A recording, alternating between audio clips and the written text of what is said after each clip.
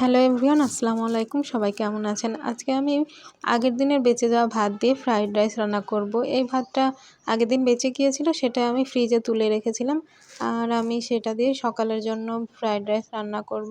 প্রথমে আমি আলু আর গাজরটা অনেক বেশি কুচি করে নিয়েছি, সেটাই তেলের উপরে ভাজছি। পেঁয়াজ, আলু আর গাজর আর মরিচ একসাথে তেলে ভাজছি।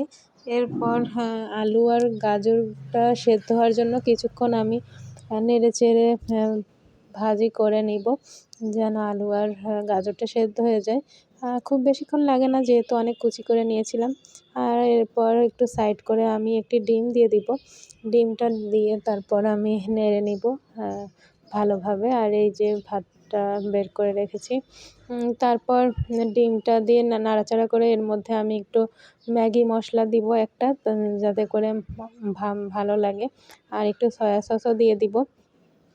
তারপর আমি ডিমটা ভালোভাবে নেড়েচেড়ে কেটে নিব। আর তারপর আলু আর গাজরের সাথে মিক্সড করে নিব। আর এরপর এর মধ্যে ভাতটা দিয়ে দিব।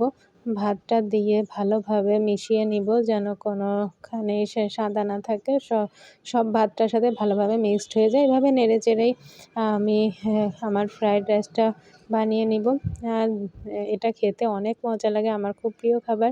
আর খুব সহজেই হয়ে যায়। শেষে আমি একটু সয়া সস দিয়ে নিলাম।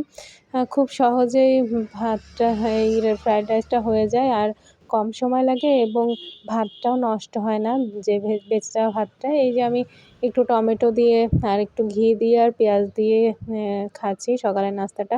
আপনাদের কার কার এই খাবারটা ভালো লাগে সেটা কমেন্ট করে জানাবেন। সবাই ভালো থাকবেন, সুস্থ থাকবেন। আল্লাহ হাফেজ।